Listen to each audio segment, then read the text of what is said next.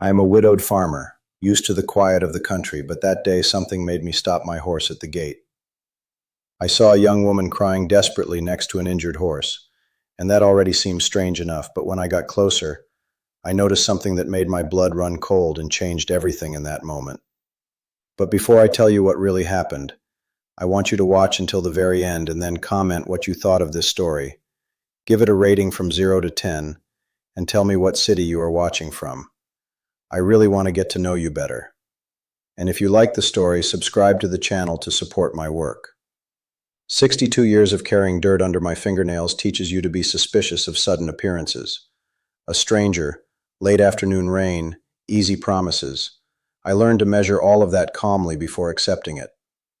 But what I saw that Monday made my horse stop on its own, as if he also felt that something was out of place. A girl kneeling at the gate, an animal fallen beside her, a low, almost silent cry.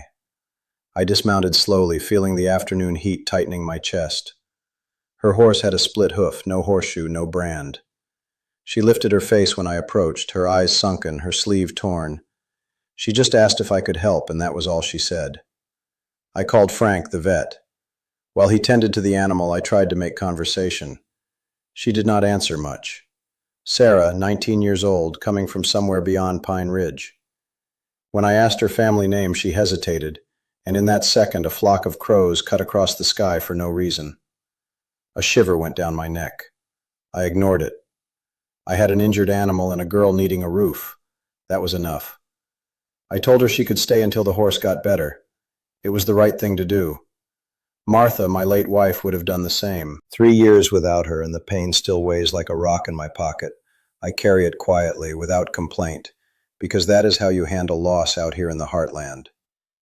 Bill, my oldest ranch hand, whispered that very night that he had seen the girl in the orchard at 3 in the morning.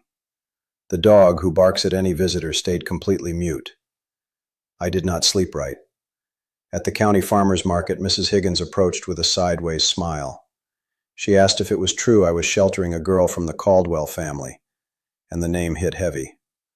The Caldwells owned half the land in the county. Robert Caldwell, the patriarch, was known for never taking no for an answer from anyone. I went back home and asked her. Sarah sank into the porch bench and told me in pieces. She had run away after Robert threatened to send her away, far away where no one would look. She took the horse in the dark and left. The animal got hurt on a hidden rock. I stayed quiet. I thought this was not going to end well. It never does. But there was something in her face, a raw, truthful pain, that did not let me turn my back. I simply told her she was staying. Clara, the housekeeper, found an envelope in Sarah's backpack. Old, yellowed documents. She put them away without reading. That would be the key to everything. But I still did not know it. Robert showed up at the gate Thursday morning with his son Drew and 2 men. He did not get out of his truck. He motioned for me to come over, like someone calling a hired hand. I walked slowly. Every step cost me. He spoke in a low, cutting voice, telling me I was keeping what was his, and that I should give the girl back so we could forget it ever happened. I crossed my arms and told him she came on her own, and as long as she wanted to stay, she would stay. Robert turned red. Drew held his father's arm, but the old man had already lost his temper. He slammed his hand on the truck and drove off, kicking up dust. It felt like a victory. It was not. 3 days later, rumors started going around that I had taken Sarah against her will, that the girl was being held captive, that I, a lonely widower, had acted dishonorably. The words were chosen so they would not need proof, just imagination. Vivian, the town clerk, spread it first. Chloe from the beauty parlor amplified it.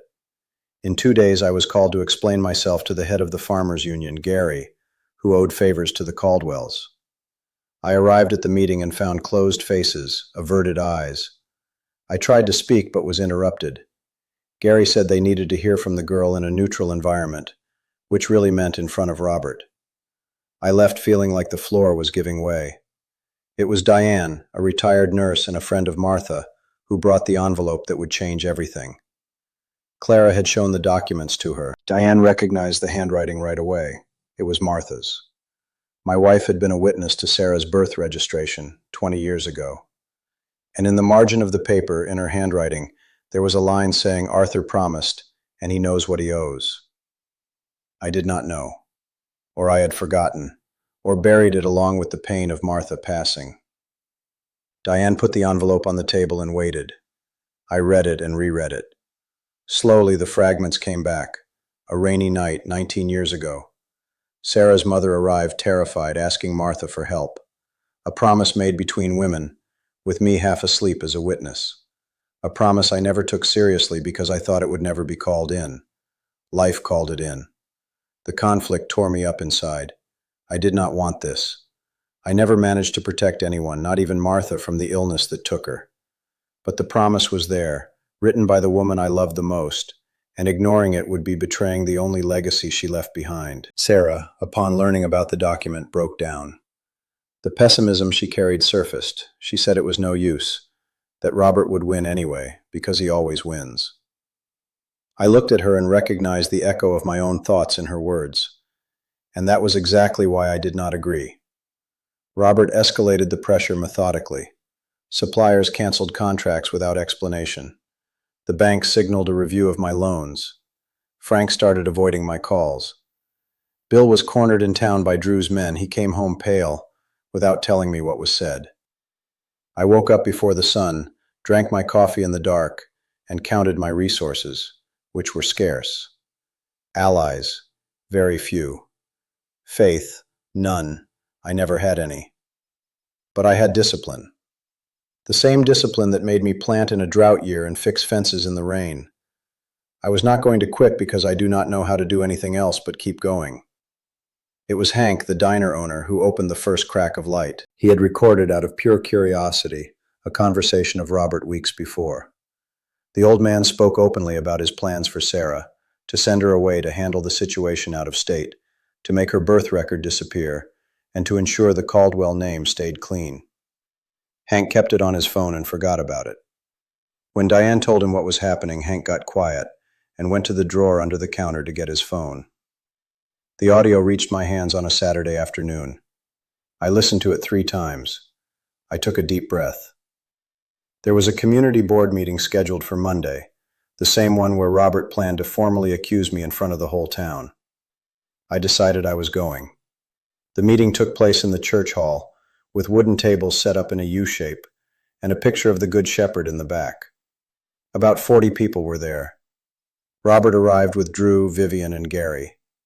He walked in like someone entering conquered land. When it was my turn to speak, I stood up slowly. I did not raise my voice.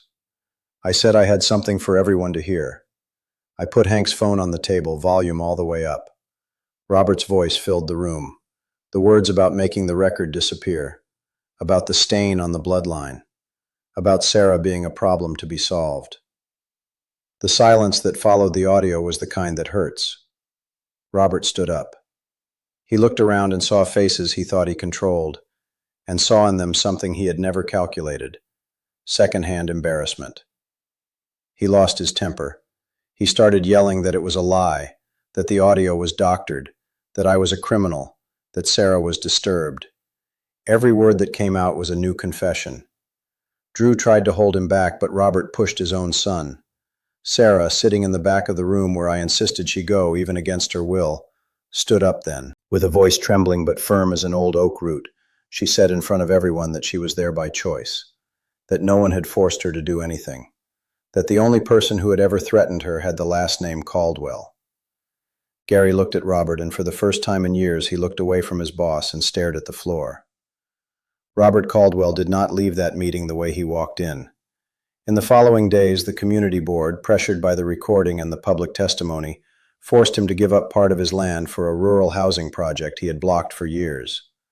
He started being summoned to accountability meetings he used to ignore.